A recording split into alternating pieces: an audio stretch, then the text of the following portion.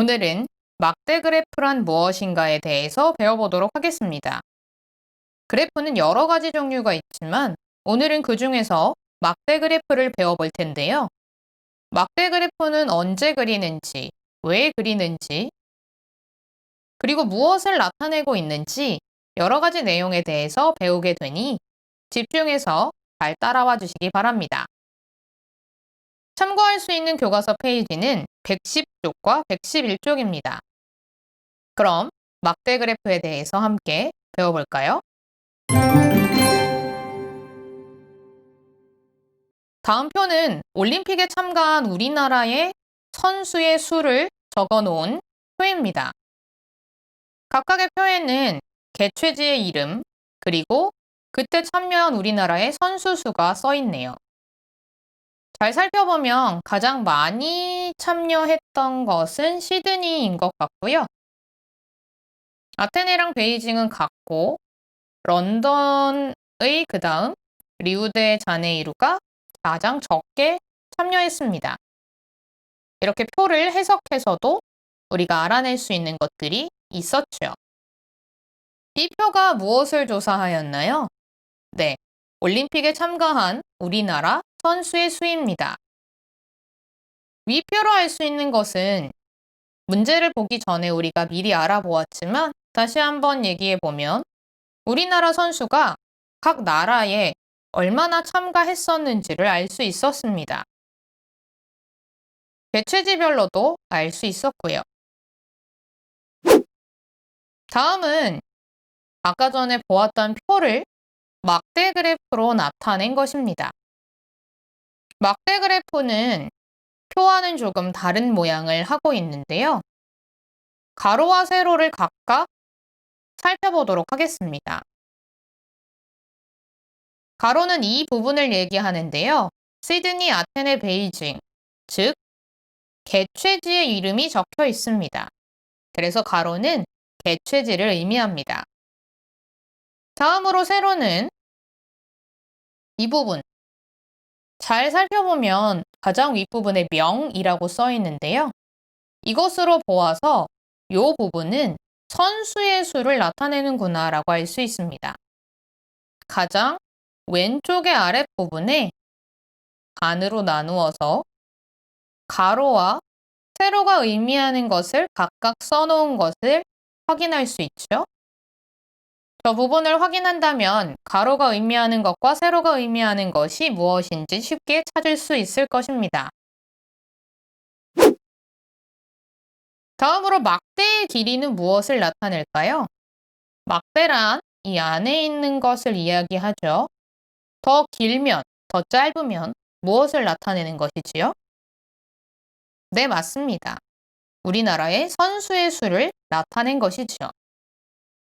길면 더 많이, 짧으면 더 적게 라고 이해할 수 있습니다. 세로 눈금 한 칸은 몇 명을 나타내는지 확인하기 위해서는 이 부분을 보아야 되는데요. 지금 100, 200, 300이 써 있고 칸은 2칸입니다. 그럼 한 칸은 50명이겠죠.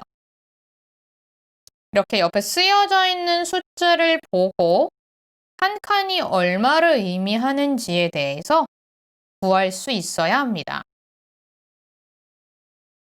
이 부분을 말이지요.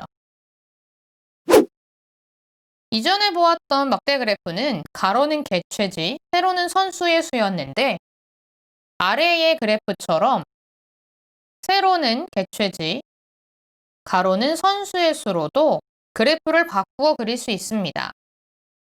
막대 그래프를 이렇게 아래에서 위로 그릴 건지 아니면 옆으로 그릴 건지는 상황에 따라서 편한 것을 사용해서 쓰시면 됩니다. 방향이 바뀌었다고 해서 막대 그래프의 기본적인 법칙이 바뀌는 것은 아니니까요. 조사한 자료를 막대 모양으로 나타낸 그래프를 무엇이라고 할까요? 네, 막대 그래프라고 합니다. 교과서에서 본 것처럼 이렇게 하나만 그리는 경우도 있지만 두 가지를 동시에 비교하기 위해서 두 가지를 겹쳐서 사용하는 막대 그래프도 있습니다.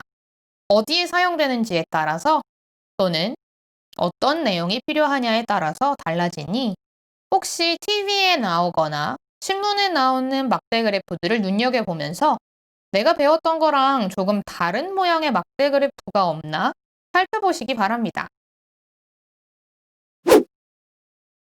올림픽에 참가한 우리나라 선수 수와 그래프를 한꺼번에 보도록 하겠습니다.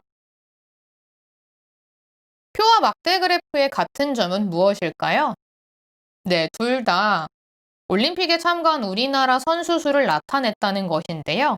두 가지가 나타내는 방법이 다르죠?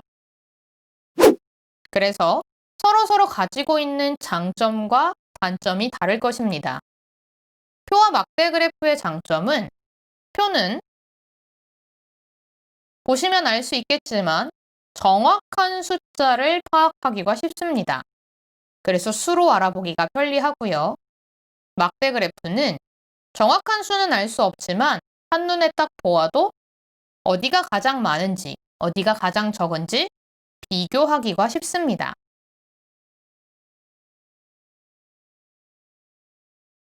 다음으로 표와 막대 그래프의 단점은 표는 한눈에 들어오지 않는다는 거겠죠?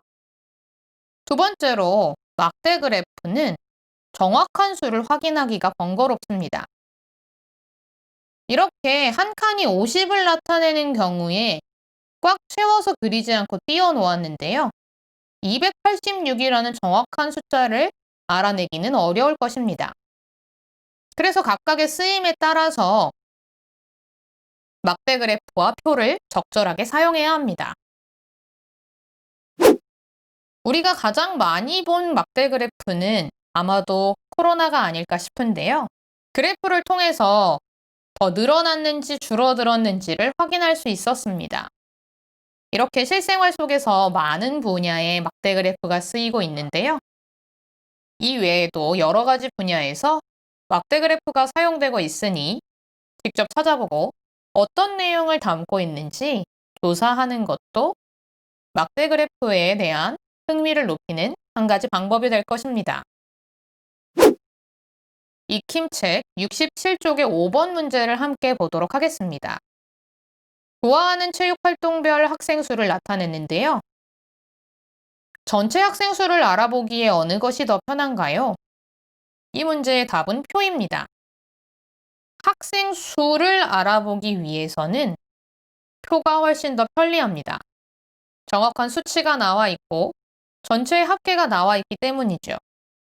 하지만 그래프에는 전체 합계가 나타나 있지 않기 때문에 전체 학생 수를 알아보기 위해서는 더하는 과정이 필요합니다.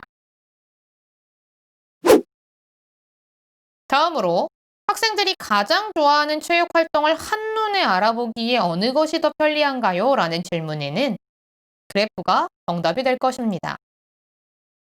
이렇게 두 가지가 가지고 있는 특징이 서로 다르기 때문에 표와 그래프 중에 뭐가 더 좋다라기보다는 어떠한 상황에 무엇을 사용할 건지 결정하는 능력이 더 중요한 것이죠. 다음 시간에는 막대 그래프를 여러 가지로 읽는 방법에 대해서 배워보도록 하겠습니다. 그럼 우리는 다음 시간에 또 만나요. 안녕!